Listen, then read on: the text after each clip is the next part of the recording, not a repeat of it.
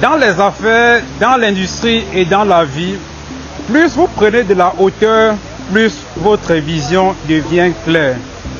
Ceux qui construisent de grandes choses, de grandes entreprises sont souvent ceux qui sont capables de voir plus loin que les autres.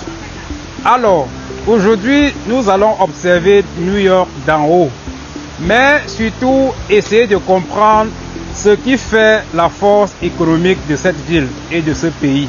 Nous allons prendre de la hauteur. Derrière moi se trouve le One World Observatory, situé au sommet du One World Trade Center, le plus haut immeuble des États-Unis.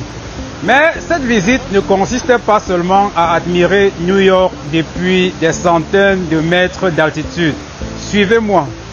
Derrière ces portes commence l'une des expériences les plus impressionnantes de New York.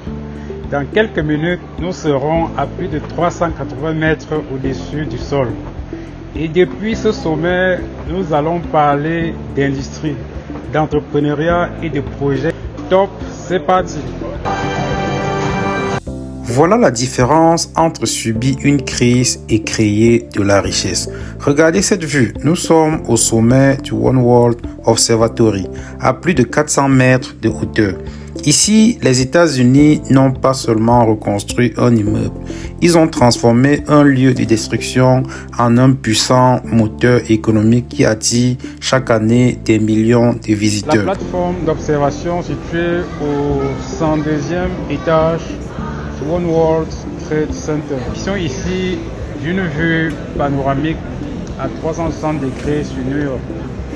Depuis cet endroit, je pense qu'il est possible d'apercevoir Manhattan, Brooklyn, la Statue de la Liberté, l'Empire State Building et une grande partie de la métropole de New York. Pour atteindre ce sommet, l'ascenseur ne met que quelques secondes. Compte au passage l'évolution spectaculaire de la vue de New York à travers les siècles.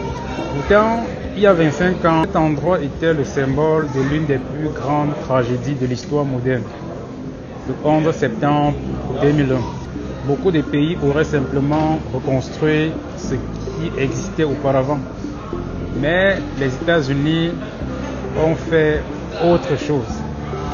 Ils ont décidé de reconstruire plus grand, plus moderne et surtout plus symbolique.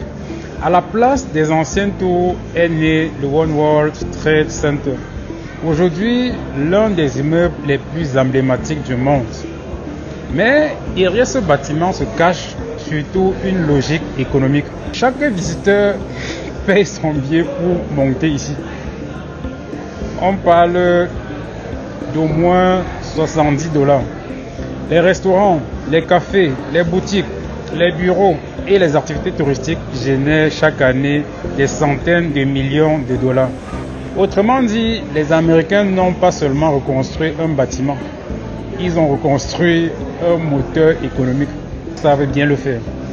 Ils ont transformé un lieu de destruction en un lieu qui crée de la richesse et attire les investisseurs, accueille les millions de visiteurs venus du monde entier, surtout en cette période du mondial 2026. La véritable leçon est là.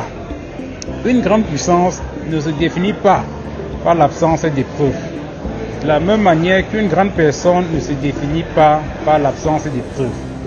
Une grande puissance ou une grande personne se définit par sa capacité à transformer ses épreuves en opportunités. Transformer nos difficultés en projets, nos ressources en industrie et nos idées en richesse.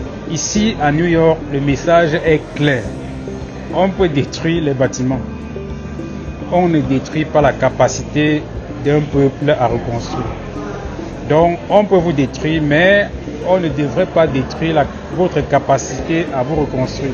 Puis le One World Observatory à New York, je suis Rodrigue Kengmo, entrepreneur et promoteur industriel. Bienvenue sur notre plateforme, l'Afrique qui produit.